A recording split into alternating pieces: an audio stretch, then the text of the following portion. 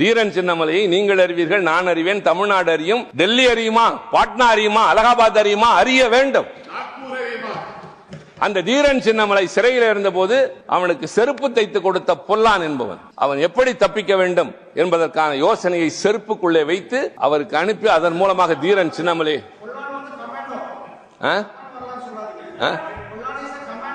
ஐயோ நான் கேளுங்க தம்பி, இங்க பாருங்க, நீங்க தப்பான வரலாறு நிறைய சொல்லிட்டு இருக்கீங்க சார். தலைவர் அவர்களே, உங்களுக்கு தெரியும், நீங்க தமிழ்நாட்டில இருந்து வந்திருக்கோம். அவர் தொடர்ந்து ஆரம்பத்திலிருந்து அவருடைய பேச்சு ஆரம்பிச்சதுல இருந்தே தப்பான தகவல் சொல்லிட்டு இருக்காரு. 20 வருஷம் ஆட்சியில இருந்தது யார் சார்? சென்ட்ரல்ல 20 வருஷம் ஆட்சியில இருந்தது யார்? திமுக ஆட்சியில இருந்தது, காங்கிரஸ் ஆட்சியில இருந்தது. நீங்க அவங்க கூட கூட்டணியில் இருக்கிறீங்க. அப்ப யார் பண்ணிருக்கணும்? நீங்க கொண்டு வந்திருக்கணும். இங்க வந்து இந்தியா முழுவதும் கொண்டு சேர்க்க வேண்டிய பொறுப்பு யாருக்கு இருக்கு? உங்களுக்கு இருந்தது. பொறுப்பை வந்து தட்டி கழிச்சதீங்க சார். தட்டி கழிச்சுட்டு இப்ப காசி தமிழ் காசியில இந்த பனாரஸ் பாரதியாருக்கு சிறப்பான நரேந்திர மோடிஜி அவர்கள் அமிர்த் மகா கொண்டாடும் பொழுது அங்க வந்து 3 பேர் அவர்களையும் வேலுநாச்சியார் அவர்களையும் நம்முடைய பிரதமர் அவர்கள் கொண்டாடினார்கள். அவர் தப்பான ராணி அப்பாக்காவை பத்தி சொன்னாங்க. ராணி அப்பாக்காவை வந்து 75வது ஆண்டு சுதந்திர ஆண்டுல நாம் கொண்டாடினோம். 75 ஆசாதிக்கு அமிர்த் மகா உற்சவம் கொண்டாடும் பொழுது நாம் கொண்டாடினோம். ஆனால் அவங்க வந்து 20 ஆண்டுகள் ஆட்சியில் இருந்தாங்க. காங்கிரஸ் கூட தான் கூட்டணியில் இப்ப இருக்கிறாங்க. அப்ப ஆட்சியில் இருக்கும்போது இதெல்லாம் என்ன பண்ணிட்டு இருந்தாங்க? When you said that the Home Minister is not yielding to the LOP, I am not yielding. How can you allow him to speak? You please continue. I don't understand, sir. You please continue. You allowed him to speak and everything has gone on record. No running commentary. No running commentary, please. No running commentary, please. You don't argue with me, Mr. Murugan. Don't argue with me. You cannot win an argument with me. Please sit down. உங்கள் business உங்கள் ஏரியாவில் develop ஆகணுமா? இன்றைய விளம்பரப்படுத்துங்கள். Chennai express news பேப்பரில் 9884597186. You heard his speech? Yes, sir. Yes.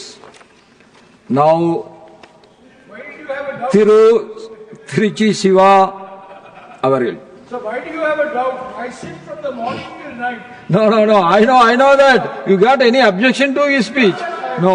That's why I asked him. He's an elderly person. I asked him. Nothing else.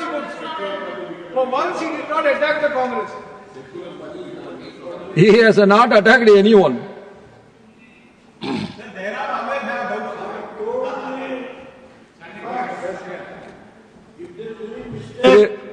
I am prepared to rectify. If you say anything that I have done which is not true, please tell us. I am prepared to rectify. Don't unnecessarily intervene. Jairamji, I know you from the beginning. Now Trichy Siva Avaril. மாநிலங்களவை தலைவர் அவர்களே, வணக்கம். ஒரு மிக முக்கியமான இந்த விவாதத்தில் கடமை உணர்வோடும் திராவிட முன்னேற்ற கழகத்தை சார்ந்தவன் என்ற பெருமிதத்தோடும் உங்கள் முன்னால் நான் நின்று உரையாற்றுகின்றேன்.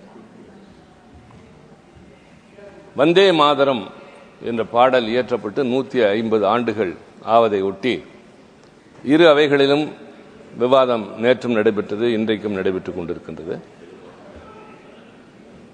அந்த பாடலிலே உள்ள சிறப்பை பற்றி எல்லோரும் பேசினார். இன்னும் குறிப்பாக சொல்ல வேண்டும் என்றால், இந்த விவாதத்தை நடத்த வேண்டும் என்பதில் அரசாங்கம் மிகுந்த அக்கறையோடு இருந்தது. எதிர்க்கட்சிகள் பல முக்கியமான இன்றைக்கு கொழுந்துவிட்டு எரிகிற பிரச்சனைகளை முன்னிலைப்படுத்த வேண்டும் என்று கேட்டபொழுது முதலில் வந்தே மாதரம் தான் பேச வேண்டும் என்று அவ்வளவு வலியுறுத்தி இந்த விவாதத்தை முன்னால் கொண்டு வந்தார்கள். ஆனால் இப்போது அந்த ஆளுங்கட்சியினுடைய வரிசையை பார்க்கிறேன். என்னுடைய அருமை நண்பர் மாண்புமிகு அமைச்சர் பிரலாத் ஜோஷி மட்டும் இருக்கிறார். Maybe roster duty. அவை முன்னவர் இல்லை, நாடாளுமன்ற விவகாரத்துறை அமைச்சர் இல்லை, நாடாளுமன்ற விவகாரத்துறை துணை அமைச்சர் இல்லை. ஆக இந்த பொறுப்புணர்ச்சி இந்த பொறுப்புணர்ச்சி என்பது வெறும் விவாதத்தை கொண்டு வருவதோடு மட்டுமல்ல, அவை நடவடிக்கைகளில் பங்கேற்பதிலும் இருக்கிறது. ஒருவேளை அதை முன்னதே அவர்கள் யோசித்திருப்பார். No. Yes. I am very happy, Mr. Joshi, Honorable, I am very happy that you are honorable here. member, please address to the subject. You come back to the subject. Honorable Mr. Joshi, I am very happy that you are here. You always remain here whenever I speak. And today is your roster duty. But I say that the leader of the house is not there, the parliamentary affairs minister, not the MOS of the parliamentary affairs minister is not here. Please look behind. Only you were very particular in bringing the debate first, than anything else. When you have spoken so much at length in the Lok Sabha and here, you should prove it by way of your actions. தயவு செய்து எப்பொழுதும் அடுத்தவர்களை விரல் நீட்டி குறை சொல்வதை you please come to the subject, please. நான் வருகிறேன். அதற்குத்தான் நான் இங்கே வந்திருக்கிறேன். அவர்கள் பேசும்போதெல்லாம் அடுத்தவர்களை விமர்சிப்பதில் தான் இருக்கிறார்களே தவிர அதில் உள்ள நிறைகளை பற்றி பேசுவதில்லை.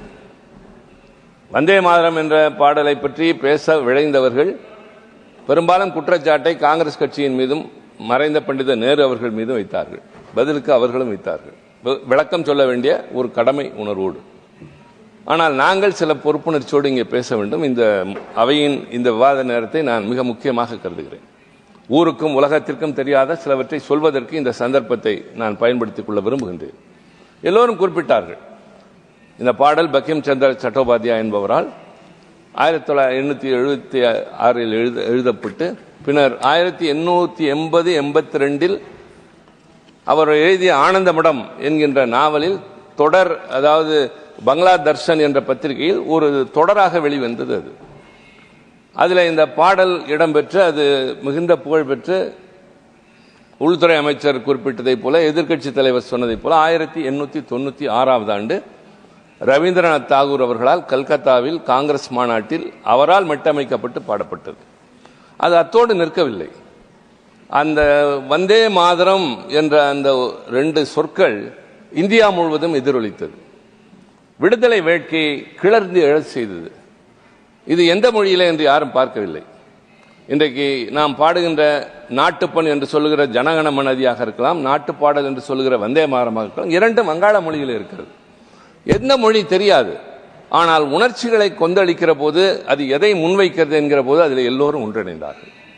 அன்றைக்கு ஏற்பட்ட அந்த உணர்ச்சி என்பது காஷ்மீரிலிருந்து கன்னியாகுமரி வரை பரவியது. எல்லோருக்கும் ஒரே உணர்வு இருந்தது, இந்த நாடு விடுதலை பெற வேண்டும் என்று. மகாகவி பாரதி அவர்கள் ஒரு அழகான பாடலை நிறைய எழுதியிருக்கிறார் விடுதலை வேட்கையை குறித்து. எந்தையும் தாயும் மகிழ்ந்து குலாவி இருந்தது இந்நாடே, அதன் முந்தையர் 1000 வாழ்ந்து முடிந்ததும் இந்நாடே, அவர் சிந்தையில் 1000 எண்ணங்கள் சிறந்து விளங்கியதும் இந்நாடே, இதை நான் சிந்தை வந்தனை கூறி மனதில் இருத்தி என் வாயுர வாழ்த்துவேனோ, வந்தே மாதரம் வந்தே மாதரம் என்று வணங்குவேனோ என்று சொல்கிறார். அன்றைக்கு அந்த பாடல் எல்லா திசைகளிலும் ஒலித்தது. இப்பொழுது நான் சொல்ல வருவது, அவைத்தலைவர்களே, உங்களுக்கு வரலாறு நிறையவே தெரியும். இந்த விடுதலை உணர்வு என்பது, வெள்ளையர்களை எதிர்த்து போராடுவது என்பது ஏதோ 20ஆம் நூற்றாண்டு 19ஆம் நூற்றாண்டின் இறுதியிலே வந்ததைப் போல ஒரு தோற்றம் வரலாறு எழுதப்படுகின்றது. வரலாறு எழுதப்படுவதை பொறுத்து தான் அது அடுத்தவர்களால் நம்பப்படுகிறது. உலகத்திலே மாவீரன் அலெக்சாண்டர், உலகத்திலே மகா பெரிய கொடுங்கோலன் செங்கிஸ்கான் இப்படி எழுதினார்கள். ஆனால் என்ன, அலெக்சாண்டர் மட்டும் என்ன பூங்கொத்து கொடுத்தா அடுத்த நாடுகளை கைப்பற்றினார்? அவரும் தலைகளை கொய்தார், அவரும் போர் தொடுத்தார், பல பேரை கொன்றார். செங்கிஸ்கானும் அதையே செய்தான். ஆனால் எழுதியவர்கள் அவர்களுக்கு ஆதரவாக எழுத ஆரம்பித்த போது அலெக்சாண்டரை மாவீரன் என்றும் இவனை கொடுங்கோலன் என்றும் சித்தரித்தார். என்னுடைய கவலை, மற்றவர்களுடைய பங்களிப்பை நாங்கள் கொஞ்சம் கூட நாங்கள் மறக்கவில்லை. உங்களுக்கு தெரியாதல்ல, தமிழ்நாட்டில் திலகரின் பெயரால் திடல் வைத்திருக்கிறோம். நேதாஜி சுபாஷ் சந்திர போஸின் பெயரால் சாலைகள் வைத்திருக்கிறோம். கஸ்தூரிபாய் காந்தி மருத்துவமனை என்று காந்தியினுடைய மனைவியின் பெயரால் மருத்துவமனை வைத்திருக்கிறோம். கமலா நேரு பூங்கா என்று நேருவினுடைய மனைவியின் பெயரால் பூங்கா வைத்திருக்கிறோம். நான் கேட்கிறேன், எங்காவது வடபுலத்திலே வாவு சிதம்பரனார் சாலை உண்டா? பாரதியார் தெரு உண்டா? யாருக்காவது வீரபாண்டிய கட்டபொம்மனை தெரியுமா? தயவு செய்து சொல்லுங்கள். ஏன் புறக்கணிக்கப்பட்டோம்? கேட்க வேண்டியது யார்? நாம் தான். நாங்கள் ஒரு மாநில கட்சி தான், திராவிட முன்னேற்ற கழகம். ஆனால் எந்த நிலையிலும் இந்த நாட்டுக்கு போராடியவர்களை நாங்கள் கைவிட்டதும் இல்லை, அடையாளம் காட்ட தவறியதும் இல்லை என்பதை நான் பேருவகையோடு சொல்கிறேன். முதலாக வெள்ளையனை எதிர்த்து குரல் கொடுத்தது, போராடியது நெல்கட்டு செவல் என்று திருநெல்வேலிக்கு பக்கத்தில் இருக்கிற பாளையத்தை ஆண்ட பூலித்தேவன் என்பவன் தான். அவன் தான் முதலில் வெள்ளையனே வெளியேறு என்ற முழக்கத்தை ஏற்படுத்தினான். அதுதான் 1942 குவிட் இந்தியா மூவ்மெண்ட் என்றதுக்கு முன்னோடி பூலித்தேவன். அதற்கு பின்னால் வீரபாண்டிய கட்டபொம்மன். நீங்கள் பின்னால் வரிகொடா இயக்கம் என்று சொல்வது முதலாக தொடங்கி வைத்தது வீரபாண்டிய கட்டபொம்மன். 1960 பிறந்து 99 ஆண்டுகளில் தூக்கிலிடப்பட்டவன். கொஞ்சம் கூட கலங்கவில்லை. அப்பொழுதும் கூட அவன் என் தாய்நாடே என்று சொல்லிவிட்டு தான் தூக்கிலே தொங்கினான். வீரபாண்டிய கட்டபொம்மனை வடபுலம் அறியுமா? குறைந்தபட்சம் கர்நாடகத்திலே வாழ்கிற என் நண்பர் பிரகலாத் ஜோஷி அறிவாரா? இங்க இருக்கிற யாருக்காவது தெரியுமா? நான் வேதனையோடு கேட்கிறேன். பூலித்தேவனோ வீரபாண்டிய கட்டபொம்மனோ சேது நாட்டை ஆண்ட சிவகங்கை சீமை ஆண்ட வேலு நாச்சியார் இழந்த பகுதியை மீட்டெடுத்த ஒரே வீராங்கனை அவர்தான். அவருடைய போர் தந்திரம், அவருக்கு தெரிந்த பன்மொழி புலவராக இருந்தவர். திப்பு சுல்தான் ஐதர் அலியின் துணையோடு அவர் எத்தனை முறை வெள்ளையர்களை எதிர்கொண்டிருக்கிறார் என்பது என் தம்பி மாண்புமிகு அமைச்சர் முருகனுக்கு தெரியும், உங்களுக்கு தெரியும். மற்றவர்களை பார்த்து கேட்கிறேன், இவரை பற்றி எத்தனை பேருக்கு தெரியும்? அதைவிட மிகச் சிறப்பு இன்றைக்கு இந்த அவையில் நான் பதிவு செய்கிறேன். அன்றைக்கு வேலுநாச்சியார் அவர்களுடைய படைக்கு ஒரு கட்டத்தில் பின்னடைவு ஏற்படுகின்றது. வெள்ளையர்களுடைய ஆயுத வலிமையை எதிர்த்தும் அவர்களுடைய அந்த போர் தந்திரத்தை எதிர்த்தும் போரிட முடியாத நிலை வருகிறது. அப்பொழுது எப்படியாவது இவரை வெற்றி பெற செய்ய வேண்டும் என்று அவருடைய படை தளபதிகளில் ஒருவராக இருந்த குயிலி என்கிற ஒரு பெண், தலித்தனத்தை சார்ந்தவர் என்று சொல்கிறார்கள், அவருடைய பூர்வாங்கரத்தை ஆராய்ச்சவர், பல பெண்களோடு நடனக்குழுவை போல ஊருக்குள்ளே ஊடுருவி சென்று கோட்டைக்குள்ளே சென்று தன்னுடைய உடலெல்லாம் நெய்யை ஊற்றிக்கொண்டு வெள்ளையர்களின் ஆயுத கிடங்கில் தீப்பற்று வைத்துக் கொண்டு குதித்து அந்த ஆயுத கிடங்கை அழித்து வேலு நாச்சியாரின் வெற்றியை சாதகமாக்கியது குயிலி என்கிற அந்த பெண் செய்த தியாகம். அவளுக்கு வயது 20க்குள்ளாகத்தான். எத்தனையோ பேசுகிறோமே, ராணி லட்சுமிபாயை பற்றி பேசுகிறோம், வேலு நாச்சியாரை தெரியாது. குயிலியை பற்றி யாருக்குமே தெரியாது. எவ்வளவு பெரிய தியாகம்!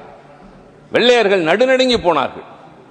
ஆக இப்படி பல வரலாறுகள் நம்மிடையே மறைக்கப்பட்டிருக்கின்றது. மருது சகோதரர்கள் தூக்கிலே போடப்பட்டதும் ஒவ்வொருவனாக தூக்கிலே தொங்க விடப்பட்டதும் கொஞ்சம் நஞ்சம் அல்ல. அதே போலத்தான் பாரதியார் வறுமையிலே வாடினாலும் அவர் பாடிய பாடல் திக்கட்டும் ஒலித்தது. வஉசி பிரதமர் பேசுகிறார், அவருடைய வார்த்தைகளிலே வருகிறது, பல பெயர்களை சொல்கிறார். அவருக்காக என்ன செய்திருக்கிறீர்கள்? அடுத்தவர்களை குறை சொல்வதோடு அல்ல. நான் தயவு செய்து கேட்கிறேன், மரபுகளை காப்பாற்ற வேண்டாமா? குடியரசுத் தலைவர் ரஷ்ய நாட்டிலிருந்து வருகிற அதிபருக்கு விருந்து அளிக்கிறார். அரசியல் சட்டத்தின் 79வது பிரிவு சொல்கிறது, நாடாளுமன்றம் என்பது 2 அவைகளை கொண்டது, அதனுடைய ஒட்டுமொத்த அரசாங்கத்தின் தலைவராக குடியரசுத் தலைவர் இருப்பார் என்று. ஆனால் வெளிநாட்டிலிருந்து வருகிற ஒரு தலைவருக்கு தருகிற விருதில் எதிர்க்கட்சியை சார்ந்த மாநிலங்களவை தலைவரும் அழைக்கப்படவில்லை, மக்களவை தலைவரும் அழைக்கப்படவில்லை. யாரிடம் போய் சொல்வது? சுதந்திரத்தை பெற்றோம், அதை குடியரசாக மாற்றினோம். அந்த குடியரசு என்பதை நிலைநாட்டுவதற்கு, மக்களாட்சி என்பதற்காக. இந்த வந்தே மாதரம் பாடல் கூட அப்படித்தான். தாகூர் காங்கிரஸிலே பாடினார், காங்கிரஸ் கட்சி தீர்மானம் நிறைவேற்றியது என்பது அல்ல. அரசியல் சட்ட நிர்ணய சபை 1950 ஜனவரி 24 இதை ஏற்றுக்கொண்டது. ஒரே நாளில் 2க்கும் ஒரே சம அந்தஸ்து, ஜனகணமதிக்கும் உண்டு, வந்தே மாதரத்துக்கும் உண்டு என்று சொல்லி அவர்கள் அதை நிலைநிறுத்தினார்கள். இப்பொழுது நான் கேட்க வருவது, வஉ சிதம்பரனார் என்கிற பெயரை சொல்கிறீர்கள், அவரை பற்றி என்ன தெரியும்? வாணிகத்தின் மூலமாக இந்த நாட்டிலே உள்ளே ஊடுருவி நுழைந்த அந்த வெள்ளையர்களை வாணிகத்தால் தான் விரட்ட முடியும் என்று அவர்களுக்கு எதிராக கடலிலே கப்பல் வாங்கினார். கப்பல் மூலமாகத்தான் வந்தார்கள், இங்க இருக்கிற சரக்குகளை கொண்டு போனார்கள். இவர் பதிலுக்கு ஒரு கப்பல், சுதேசி கப்பலை வாங்கினார், வந்தே மாதரம் என்று அதை அழைத்தார்.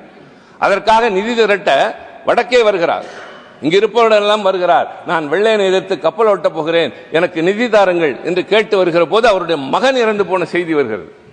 அவர் சொல்கிறார், நான் போய் ஆக வேண்டியது ஒன்றுமில்லை, என் மகன் இறந்தது எனக்கு பெரிதில்லை, எனக்கு கப்பல் வாங்குவதுதான் முக்கியம், வெள்ளையனை விரட்ட என்று இங்கே நின்று காசு வாங்கி கொண்டு போய் அந்த கப்பலை வாங்கினார். அவரை எதிர்த்து வழக்கு தொடுக்கப்பட்டு சரித்திரத்தில் இல்லாத அளவிற்கு 2 ஆயுள் தண்டனைகளை பெற்ற ஒரே தலைவன் வஉ சிதம்பரனார் தான். சிறையில் என்ன நடந்தது? மற்ற கைதிகளைப் போல கூட நடத்தவில்லை. அவரை செக்கிழுக்க வைத்தார். எண்ணெய் ஆட்டுகிற செக்கினை மாட்டுக்கு பதிலாக அவரை வைத்து இழுத்த கொடுமை உங்களுக்கு தெரியாதா தலைவர் அவர்களே? எத்தனை இடங்களில் நீங்களும் பேசியிருப்பீர்கள், எவ்வளவு அறிந்திருப்பீர்கள். செக்கிழுத்து வெளியே வந்து சக்கையாக விழுந்தார். சிறையிலே அவரை போலவே சென்ற வீரன் சுப்பிரமணிய சிவா வெளியே வந்த போது தொழுநோய் வந்து செத்தார். என்ன தந்தது இந்த நாடு அவர்களுக்கு? அதைத்தான் கேட்டேன். நாங்கள் வைக்கிறோமே வடபுலத்தில் இத்தனை பெயர்களை, இவ்வளவு மரியாதை தருகிறோமே, இங்கே பாடியவர்களுக்காக போராடியவர்களுக்கு நீங்கள் எங்களை பற்றி தெரிந்தாவது கொள்கிறீர்களா? குறைந்தபட்சம் உங்கள் பாடத்திட்டத்திலாவது சொல்லித்தாருங்கள். சிபிஎஸ்இ பாடத்திட்டத்தில் இப்படி எல்லாம் தலைவர்கள் வாழ்ந்திருக்கிறார்கள் என்று. ராணி அப்பக்கா என்று ஒருவர் கர்நாடகத்திலே வாழ்ந்தார். யாருக்கு தெரியும்? எத்தனை கொடுமைகள், எவ்வளவு பேர் தியாகம், கொஞ்சம் நஞ்சம் அல்ல. சோழவந்தானிலே பிறந்த ஒரு பெண் பத்மாசினி மதுரையிலே வாழ்க்கைப்படுகிறார் சீனிவாசவர்தன் என்பவருக்கு. அவர் தேசபக்தி உள்ளவர். அவரோடு சேர்ந்து இவர் தெருவெல்லாம் பாரதியாரின் பாடல்களை பாடிக்கொண்டே போகிறார். வெள்ளையர்களுக்கு அதிர்ச்சி ஆகிறது. ஜாலியன் வாலாபாக் படுகொலையை பற்றி, லாலா லஜபதி ராய் அடிபட்டு செத்ததை பற்றி பத்மாசினி தமிழ்நாட்டு வீதிகளிலே முழங்கிய முழக்கம் எங்களுக்கு இருந்த உணர்வு. இது பஞ்சாப் என்று பார்க்கவில்லை, ஜாலியன் வாலாபாக்கில் நடந்த படுகொலை என்று பார்க்கவில்லை. இது தேச விடுதலைக்காக நடைபெற்ற படுபாதகம். ஒருவர் தியாகம் செய்திருக்கிறார் உயிரை என்று தெரு தெருவாக பாடியவள் பத்மாசினி. அவளை கொண்டு போய் சிறையில் அடைத்தார்கள் கர்ப்பிணியாக. உள்ளேயே குழந்தை பிறந்து செத்து போனது. வெளியே வந்து தொடர்ந்து தன்னுடைய பணியினை தொடங்குகிறார். அந்த பணியிலேயே இறந்து போனார். பத்மாசினியை யார் அறிவார்? என் தம்பி முருகன் அறிவாரா? குறைந்தபட்சம் இவ்வளவு பேர். நான் முக்கியமான ஒன்றை இன்றைக்கு உங்களோடு பகிர்ந்து கொள்கிறேன். அது ரொம்ப அவசியமாகிறது. மீண்டும் தெரியுமா தெரியுமா என்றுதான் நான் கேட்க வேண்டும். எங்களுடைய துர்பாகியமான நிலைமை. இந்த வார்த்தையை நான் பயன்படுத்துவதில்லை, ஆனால் பயன்படுத்த வேண்டிய கட்டம். திருவனந்தபுரத்திலே குமரி பக்கத்திலே பிறந்த செண்பகராமன் பிள்ளை உங்களுக்கு தெரியும், அண்ணன் சிதம்பரத்துக்கு தெரியும். செண்பகராமன் பிள்ளை இங்கிருந்து ஒரு ஜெர்மானி நாட்டு உளவாளியின் மூலமாக அவருடைய அறிவாற்றலை புரிந்து கொண்ட அவர், நீ இங்கே இருக்காதே, போதாது, நீ வெளிநாட்டுக்கு வா என்கிற போது இவருக்கு அப்பொழுதே சிறு வயதிலேயே விடுதலை வேட்கை வருகிறது. முதலாக ஜெய்ஹிந்த் என்ற முழக்கத்தை உருவாக்கியதே செண்பகராமன் தான். அந்த செண்பகராமன் இங்கிருந்து கிளம்பி இத்தாலிக்கு போய் பல மொழிகளை பயில்கிறார். எல்லாவற்றையும் படித்துவிட்டு ஜெர்மன் நாட்டுக்கு போய் அங்க இருக்கிற மன்னர் பேரரசர் கெய்சரின் நெருங்கிய நம்பிக்கைக்குரியவராக மாறி அவருடைய அந்தரங்க ஆலோசகராக மாறுகிறார். அதற்கு பின்னால் ஹிட்லரோடும் அவர் நெருங்குகிறார். அப்போதான் முதல் உலக போர் நடைபெற்றுகிற போது அங்கிருந்து வந்த எம்டன் என்ற போர்க்கப்பலிலே அவர் தளபதியாக வந்து, யாருக்குமே தெரியாது, எம்டன் குண்டு என்று கேள்விப்பட்டிருப்போம். தமிழ்நாட்டு எல்லைக்குள்ளே கடலோரத்தில் வந்து வெள்ளையர்களுடைய பர்மாஷெல் என்கிற எண்ணெய் கிடங்குகளை உடைத்துவிட்டு செஞ்சாஜ் கோட்டையிலே குண்டு வீசிவிட்டு வெற்றிகரமாக திரும்பிய வீரன் செண்பகராமன். பின்னர் ஹிட்லரிடம் நெருங்குகிறான். ஹிட்லருக்கு இவன் மீது ஏகப்பட்ட மரியாதை. அவரிடம் அவன் பேசுகிறான், என் நாடு விடுதலை அடைய வேண்டும், நான் அதற்காகத்தான் இவ்வளவு தொலை வந்தேன். அந்த நேரத்தில் ஹிட்லர் சொல்கிறான், இந்தியர்கள் சுய ஆட்சிக்கு தகுதியற்றவர்கள் என்று சொல்கிறான். இதை கேட்டு கேள்விப்பட்ட செண்பகராமன் கொந்தளித்து போய், நீ பேசியது தவறு, மன்னிப்பு கேள், அந்த மன்னிப்பையும் எழுத்து மூலமாகத்தா என்று கேட்கிறார். வேறு வழி இல்லாமல் அன்றைக்கு செண்பகராமனுக்கு மக்களிடமிருந்த செல்வாக்கை உணர்ந்த ஹிட்லர், அவைத்தலைவர் அவர்களே, பல பேர் தெரிந்து கொள்ள வேண்டும், ஹிட்லர் முதலாக தலை வணங்கி மன்னிப்பு கடிதம் எழுதியது தமிழனாகிய செண்பகராமனுக்கு. எதற்காக? இந்த நாட்டை பற்றி அவமானப்படுத்தினான் ஒருவன் என்று அந்நிய நாட்டின் மிகப்பெரிய சர்வாதிகாரியா இருந்தவரிடம் போய் பேசுகிற துணிச்சல் செண்பகராமனுக்கு இருந்தது. கடிதம் எழுதினான், எழுதிவிட்டு ஆற்ற முடியவில்லை. நம்மிடமிருந்து இப்படி ஒரு கடிதம் போய்விட்டதே, இதை எப்படியாவது கைப்பற்ற வேண்டும் என்று. அப்படி கைப்பற்ற முனைவது அவனுடைய நாசிகள்.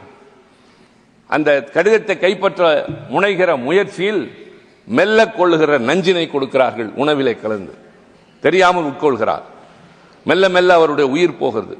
இதற்கு முன்னால் இன்னொரு செய்தி, எனக்கு முன்னால் பேசிய சுகேந்திர சேகராய் சொன்னார், உள்துறை அமைச்சரும் சொன்னார், பிரதமரும் சொன்னார், இவரும் சொன்னார். மராட்டிய மாநிலத்தை சார்ந்த என் சகோதரி ரஜினி பாட்டீல் இருந்தால் அவருக்கு தெரியும். மராட்டிய மாநிலத்தை சார்ந்த திருமதி காமா, மேடம் காமா, அந்த அம்மா, அவர்தான் முதலாக ஜெர்மன் நாட்டிலே நடைபெற்ற ஒரு உலக சோசியலிச மாநாடு 1907 ஆண்டு. 1907 ஆண்டு உலக சோசியலிச மாநாட்டில் போய் ஒரு பெண் நின்று கொண்டு, ஒரு பார்சி இனத்தை சார்ந்த மராட்டிய பெண்மணி தன் சேலை மடிப்புக்குள்ளே இருந்து மூவர்ண கொடியை எடுத்து காட்டி, இது என் இந்திய நாட்டின் சுதந்திர கொடி, எல்லோரும் வணக்கம் சொல்லுங்கள் என்று சொன்ன அந்த மாநாட்டில் விளாடிமிர் லெனின் இருந்தார். எல்லோரும் சேர்ந்து அதற்கு வணக்கம் செலுத்த வேண்டிய நிர்பந்தம் ஏற்பட்டது. அந்த அம்மையாரோடு அரசியல் ரீதியாக தொடர்பில் இருந்தவர்கள் விளாடிமிர் லெனினும் மேக்சிம் கார்கியும். இந்த நாட்டிலே போராடி அத்தனை பேருக்கும் அடைக்கலம் கொடுத்தார். அவர் வளர்த்த ஒரு பெண் லட்சுமிபாய் என்பவர் தான் இந்த செண்பகராமனை மணந்து கொண்டார். இந்த கதை, ஆம், இது வரலாறா? இல்லை, கதை, சோக கதை, சொந்த கதை, ஊருக்கு தெரியாத கதை, தெரிய வேண்டிய கதை. ஒரு தனி மனிதன் இங்கிருந்து ஜெர்மன் நாட்டுக்கு போய் ஒரு சர்வாதிகாரியை மிரட்டுகின்ற அளவிற்கு வாழ்ந்து கப்பலில் ஏறி தளபதியாக வந்து உலகத்தில் இருக்கிற எல்லோருக்கும் அதை பரப்புகிறான். அந்த செண்பகராமனை முதலாக நேதாஜி சுபாஷ் சந்திர போஸ் ஜெர்மன் நாட்டில் சந்தித்த போதுதான் ஜெய்ஹிந்த் என்ற அவருடைய அந்த முழக்கத்தை எடுத்துக்கொண்டு திரும்புகிறார் என்பதும் ஒரு வரலாறு. மெல்ல கொல்லும் விஷம், உயிர் போய் கொண்டிருக்கிறது, இங்க இருந்தால் உனக்கு ஆபத்து, வேறு நாட்டுக்கு போ என்று சொல்கிற போது போகிற வழியில் நாசிக்கள் மறித்து தாக்குகிறார்கள். மருத்துவமனைக்கு போகிறார், உயிர் பிரிகிறது. உயிர் பிரிகிற நேரத்தில் ரொம்ப ரொம்ப முக்கியம், அந்த நேரத்தில் அவர் சொன்னதுதான் ரொம்ப முக்கியம். நான் இந்தியா விடுதலை பெற்று அதனுடைய சுதந்திர நாட்டின் போர்க்கப்பலில் இந்தியாவிற்கு திரும்பி செல்ல வேண்டும் என்று விரும்பினேன். ஆனால் இப்படியே இறக்க வேண்டிய நிலை வந்துவிட்டது, என் ஆசை விருப்பம் அது என்று சொல்லி இறந்து போகிறார்.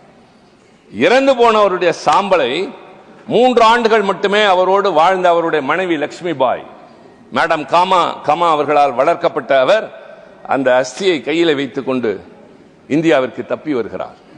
எத்தனை ஆண்டுகள் காத்திருந்தார் தெரியுமா? அவன் விரும்பியது நடக்கும் 32 ஆண்டுகள் காத்திருந்தார். நாடு விடுதலை அடைந்தது. ஊர் வீடு வீடாக என்றைக்காவது நியாயத்தை யாராவது கேட்டிருக்கிறார்களா? ஒருவருடைய சோகத்தை, வேதனையை வேறு யாராவது உடனே புரிந்து கொள்கிறார்களா? நான் செய்தது இந்த சாதனை என்றால் அதை ஏற்று பாராட்டுகிற உள்ளம் யாருக்கு எந்த காலத்தில் இருந்திருக்கிறது? சொன்னால் கணவனுடைய வீரத்தை, தியாகத்தை ஒவ்வொருவரிடமாக சென்று யாருமே கேட்கவில்லை. தெரிந்தவர்களும் கேட்கவில்லை, தெரியாதவர்களும் கேட்கவில்லை. ஆனால் அந்த பெண்மணி அந்த கலசத்தை வைத்து காத்துக் கொண்டிருந்தார். திருமதி இந்திரா காந்தி அம்மையார் பிரதமராக ஆனவுடன் அவருக்கு எப்படியோ அந்த செய்தி வந்து அதன் மூலமாக அந்த அம்மையார் அவருடைய தியாகத்தை பாராட்டுகின்ற அளவிற்கு INS டெல்லி என்கிற கப்பலில் மும்பையிலிருந்து குமரிமுனைக்கு திருவனந்தபுரத்திற்கு அவருடைய அந்த அஸ்தியை அனுப்பி கரமனை ஆற்றிலே கரைக்க செய்த கடமையை அவர் ஏற்று செய்தார். இது காங்கிரஸ் கட்சி, இது இந்திரா காந்தி அம்மையார் ஒன்றுமில்லை, எது இல்லை என்பது அல்ல. ஒரு மிகப்பெரிய தியாகி, நீண்ட நெடுங்காலம் பாராட்டப்பட்டது. எப்பொழுது அங்கீகாரம் கிடைத்தது? எப்பொழுது? இப்போது கேட்கிறேன், மீண்டும் நான் என் தம்பியை கேட்கிறேன், செண்பகராமனை இவராவது அறிவாரா? அவன் தமிழன், நேதாஜிக்கு முன்னோடி, ஜெய்ஹிந்த் என்ற முழக்கத்தை முன்னால் வைத்தவன். அவனுடைய அந்த வீரதீர செயல், M10 கப்பல் வந்து ஆற்றிய அந்த மிகப்பெரிய செயல் தளபதியாக இருந்தது. ஹிட்லரையே மிரட்டியது. ஹிட்லரிடமே மன்னிப்பு கடிதம் எழுதி வாங்கிய ஒருவனுடைய பெயர் இந்திய நாட்டு விடுதலை போராட்ட வரலாற்றில் இல்லை. அதைத்தான் சொல்கிறேன். வரலாறு மாற்றி எழுதப்பட்டது, மறைத்து எழுதப்பட்டது. மறந்து போகவில்லை, மறைத்து எழுதப்பட்டது.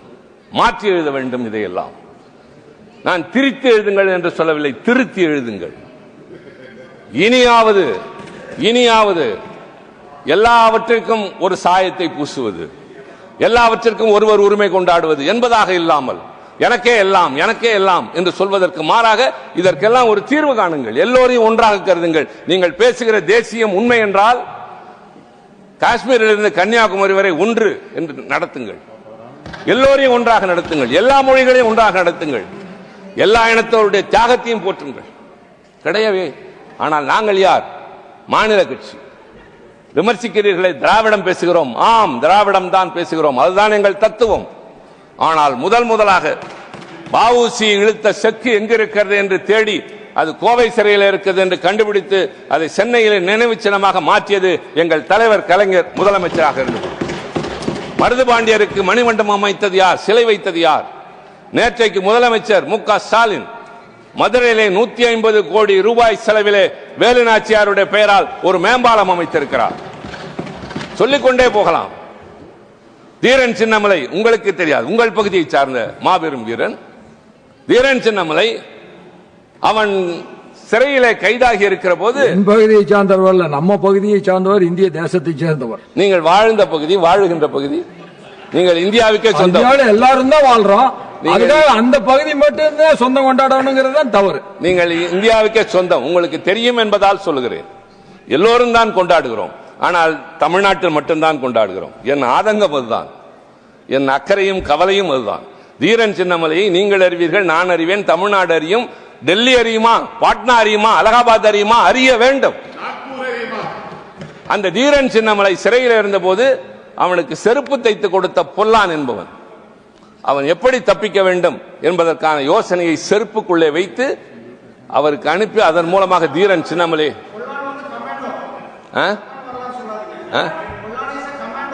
ஐயோ நான் கேளுங்க தம்பி, இங்க பாருங்க, நீங்க தப்பான வரலாறு நிறைய சொல்லிட்டு இருக்கீங்க sir.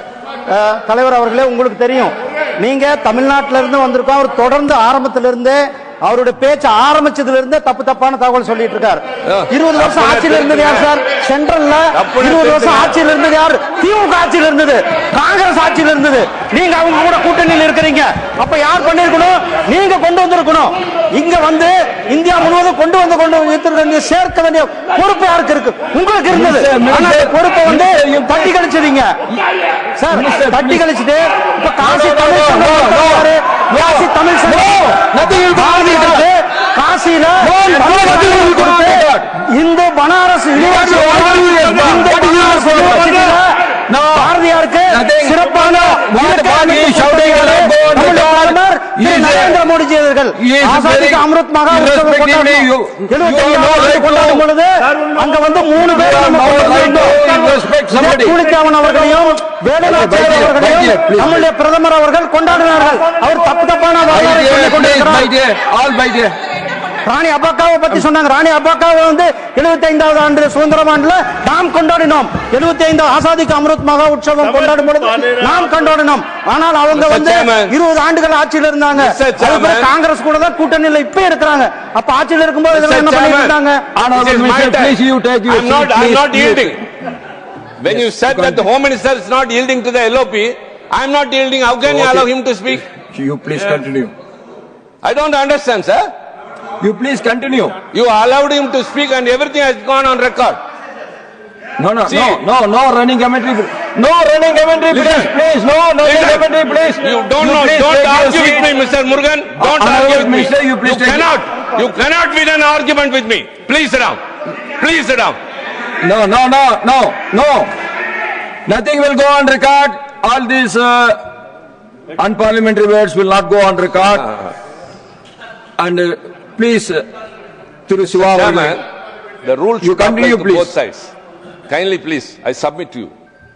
Rules should apply to both sides. When they spoke, you said that when the leader of opposition himself intervened, you said no, he's not. I have said the same thing when he was. Now, sir. I have said the same thing. Now, sir. When they were interfering, I have said the Now, same sir, thing. When what you are are you doing? deviating from the subject, then what I have to do?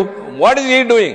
No, have I no. ever spoken out of the subject? Have I spoken ever No, he was not unparliamentary? speaking out of the subject. He He is is making within a the point. subject. As long as he was in the subject, I allowed him. You cannot. தப்பா பேசுறாருங்கிறாரு. என்னங்க நியாயம்? நான் என்ன தப்பா பேசுறேன்? தம்பி உட்காருங்க. ஐயா அமைச்சர் உட்காருங்க. No. உங்களை தெரியும். வாங்க. Hello. Honorable Minister, you please take your seat. Hello. Honorable Minister, you please take your seat. Sir. You please take your seat. We will rectify if anything is against the fact. No. Anything is against the fact, we will expunge it. You please take your seat.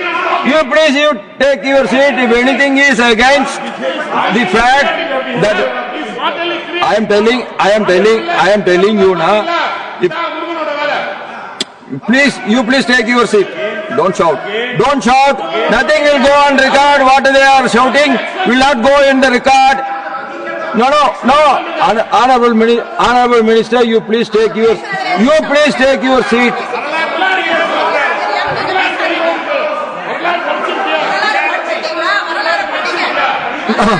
Nothing will go on record. For some time, nothing will go on record. You please take your seat. Nothing will go on record. You please take your seat. You all please take your seat. Sri Shiva, please continue. I'm prepared to continue, provided if I'm. Otherwise, I have to call the other No, speaker. how can you? No, then you have to continue. Interrupting me. I have given my ruling. You have to continue, or otherwise I have to call others. Please be impartial. Please Then be you impartial. continue. Please be impartial. No, I am not My impartial. time is interrupted. I am not impartial. My time is You interrupted. cannot question the chair. Sir, I should- You have to continue. I I should am have telling my you are say. not speaking. What I I have to should do? have my say, please. No, that I should have my understand. say. Honorable Minister, I understand. I requested him to continue. If he is not continuing, then I will be calling the other speaker. No, it's past. It's past. Kindly, connect. Sir, நான் சொல்ல வந்தது, நான் தமிழ்ல பேசுறேன், தமிழ்ல தான் போகணும். ஏன்னா தம்பியும் அதான் பேசுறேன். ஐயா, கொஞ்சம் உட்காருங்க. Please. போரில் பல தந்திரங்கள் உண்டு, செய்திகள் அனுப்புவதில் பல முறைகள் உண்டு. புறாவின் மூலமாக அனுப்புவார்கள், தூதுவனின் மூலமாக அனுப்புவார்கள், உணவுக்குள்ளே ஏதாவது வைத்து அனுப்புவார்கள். அந்த அனுபவம் நிறைய பேருக்கு இருக்கும். எங்களுக்கு தெரியும், பைக்குள்ளே எப்படி ஒரு மருத்துவர் சீட்டோடு கொண்டு போய் அடுத்தவர்கள் கொடுத்து வருவார் என்றெல்லாம் தெரியும். நாங்களும் சிறையில் நீண்ட காலம், ஒரு வருட காலம் இருந்தவன் தான். அது மாதிரி ஒரு தந்திரமாக எல்லாம் தடை செய்யப்பட்ட காலத்தில் தீரன் சின்னமலைக்கு ரகசிய குறிப்புகளை அனுப்புவதற்கு வழி இல்லாமல் செருப்புக்குள்ளே வைத்து அனுப்பிய ஒரு கமாண்டோ தான் மிஸ்டர் பொல்லான். நான் குறைத்து சொல்லவே இல்லை. He is a commando, but his brain and technology was different. His brain and technology was totally different. Dheeran Chinnamalai தப்பிக்க வேண்டும், அதற்காக ஒரு செய்தி அனுப்புகிறார். எப்படி அனுப்பினால் போய் சேரும் என்கிற போது செருப்புக்குள்ளே வைத்து அனுப்புகிறார். அவ்வளவுதான். ஏன் நீங்க அதை போய் தப்பா எடுத்துக்கிறீங்க? You continue. அது எடுத்துக்கிற கோணத்துல இருக்குங்க. நான் தவறாக Time பேசுறேன். is over, but still I am giving you 2-3 minutes Please, to you have to conclude. consider, please. இப்ப நான் சொல்லுகிறேன், இவ்வளவு சொன்னேன், எதையுமே நான் தப்பா பேசுறேன் தம்பி, நீங்க வெரிஃபை பண்ணிக்கலாம். நான் வரலாற்றை You அப்படியே please சொல்கிறேன். come to the subject. Why you are arguing? I appeal to the leader of the house as well as through you, my dear brother. இவ்வளவு வரலாறு சொன்னேன் அல்லவா சண்பகராமன். அடுத்து நீங்கள் புதிதாக கடலில் மிதக்க விடப்படுகின்ற போர்க்கப்பலுக்கு INS சண்பகராமன் என்று பெயர் வையுங்கள். நாங்களும் சேர்ந்து பாராட்டுவோம். I urge the government, name the next warship which you are going to sail after INS Shanbagaraman. I will also appreciate. We will also appreciate. Nobody will have grudges about it. He is a person who has gone outside the country. அவர் விடுதலைக்காண்டி அங்க இருக்கிறவர்களை சேர்த்து கொண்டு வந்து எவ்வளவோ பாடுபட்டு செத்து போனான். கடைசியில் போர்க்கப்பலில் வர வேண்டும் என்று விரும்பி செத்த அவன் அந்த 32 வருஷங்களாக அந்த சாம்பலை வைத்துக் கொண்டு காத்திருந்த அந்த பெண்மணி, அவளுடைய தியாகம், அந்த பொறுமை, இதற்கெல்லாம் நீங்கள் உண்மையிலேயே பாராட்டுகின்றால் வெறும் பெயர் சொல்லாதீர்கள், நடைமுறையிலே காட்டுங்கள்.